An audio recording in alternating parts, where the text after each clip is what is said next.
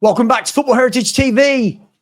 It is Premier League time once again. After 3 long months and after a very so summer so far, Tottenham are back in action tomorrow at the Tottenham Stadium, or as I like to call it, White Hart Lane, for the first game of the season against newly promoted Burnley, Scott Parker's Burnley. Now, whilst I do think that the window has been very mediocre so far, it's a standard Spurs window so far.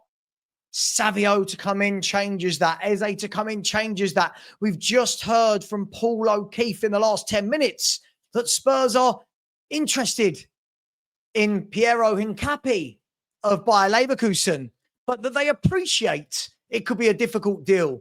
That should be the motto instead of order es faire, which of course means to dare is to do. Our motto should be, we appreciate the deal will be difficult to do. But whilst I don't think we're fully prepared for the season, whilst I don't think we've done enough for a Champions League campaign, what I do believe is that we will thrash Burnley tomorrow. Now, is it that I think we are amazing and have brilliant attackers everywhere? No, it is not that. But is it that I believe we've got enough to take down a newly promoted Burnley? It is.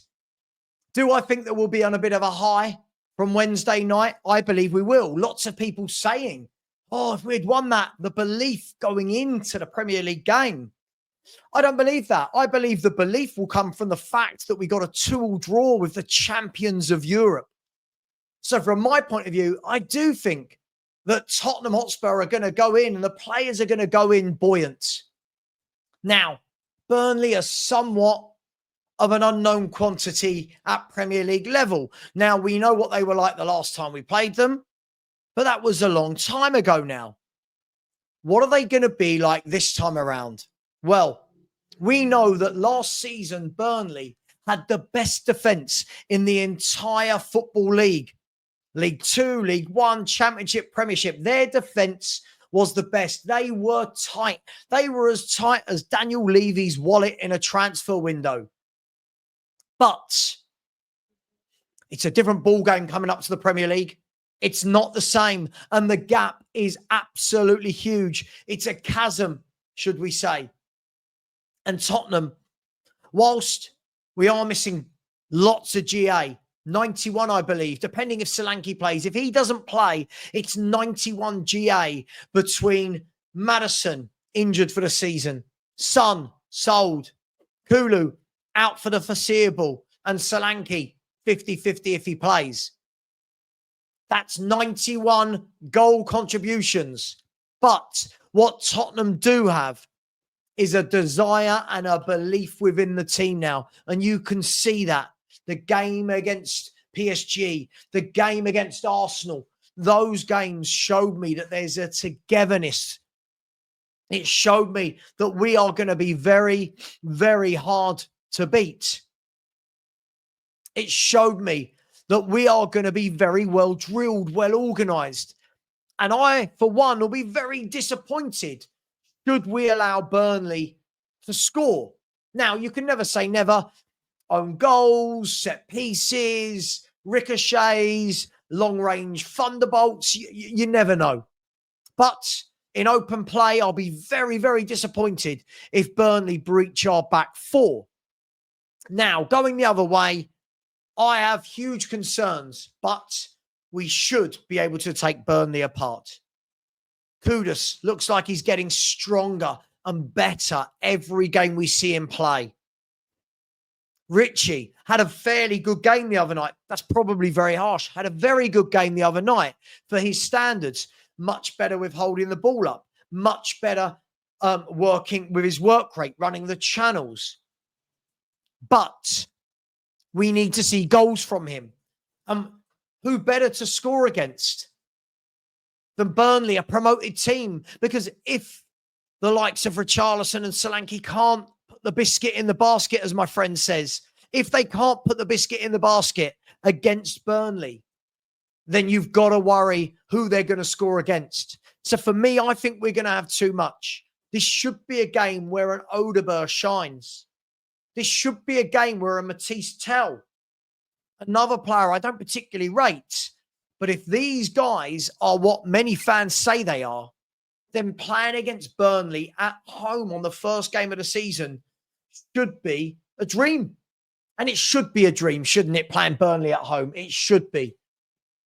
As I said, I don't believe we're anywhere near ready for the season, but I do believe, without any disrespect to Burnley, I do believe that the fixture list has been kind to us for day one.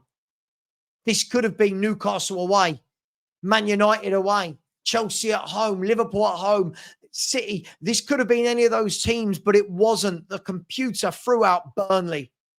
Now, Burnley fans might see this and go, oh, how arrogant, typical arrogant Spurs fan. But if I can't be confident that we can beat Burnley, then who can I be confident we can beat? I think we're going to have enough. I think that our midfield will be stronger than theirs. I think that our defense will be superior to their attack. And it's going to be about what we do in those forward areas. I think that we'll be very strong from set pieces from what we've seen in pre-season already. We're going to be very good from long throws if Danso plays. And we should have too much.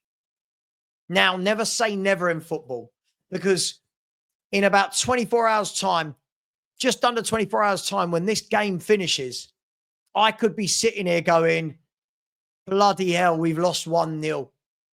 How on earth have Burnley come to White Hart Lane and stunned us on game one? Now, I don't think that's going to be the case, as I've said. But in football, you never, ever know. What I do know is if they did beat us, which they won't, in my opinion, if they did beat us, the uproar would be deafening. The fan base will be livid, especially with the transfer window we've had to date. Trying to do transfers isn't the same as actually doing the transfers. You've got the added spice. Kyle Walker, brand new Burnley player after all his years at Tottenham. Scotty Parker, the manager, ex-Tottenham. So you've got that bit of spice to add into it. But I think that Thomas Frank will have a setup. I think we'll probably go back to the 4-2-3-1. However, it wouldn't surprise me if he stuck with a 3 and used the wing backs as the outlets. I think we'll have too much. So my prediction is going to be Tottenham Hotspur 4, Burnley 0. Now, some people will think I'm mad. Some people will say, where are the goals coming from? But we managed to get 2 against PSG. And I think that we'll be able to get more against Burnley. Would I put it past them getting a goal? Of course I wouldn't.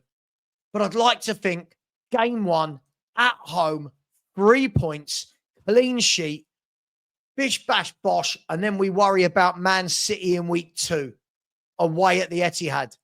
And let's be fair, guys. With Man City to come up in the next week, you've got to get off to a flying start at home to Burnley. It's almost inconceivable that we don't win any of the first 2 games. We have to get 3 points on the board. And that's not me saying we can't get anything at City, but it's a tall order. And Burnley shouldn't be. So I am going to go with Tottenham 4, Burnley 0. I'm really keen to hear your thoughts on this.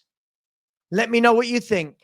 Let me know what your expected lineup will be as well. I fully expect to go back to the 4-2-3-1 with Vicario, Porro, Romero, Van der Ven, and Spence. I think that it will be Bentancur and Paulinho. And then I think we're going to see Kudus. I think Bergvall and Odegaard or Johnson with Richie up top. I'm not sure whether Solanke's going to be ready. I might be completely wrong. We might play wing backs. He might start Matisse Tell. He might start Solanke. I don't know. But what I do know is Tottenham are going to win. And I think it's going to be 4-0. Guys, girls, check my community page. Lots of people asking about the Fantasy Football League. All of the details to join and the login link are there. Please join in. The top 3 at the end of the season will win an official club shirt, whoever they support, an official club shirt of your choice. But enjoy your Friday evenings And unless there is any more transfer news, you won't be seeing me again tonight. Take care. Much love. And as always, come on, you Spurs.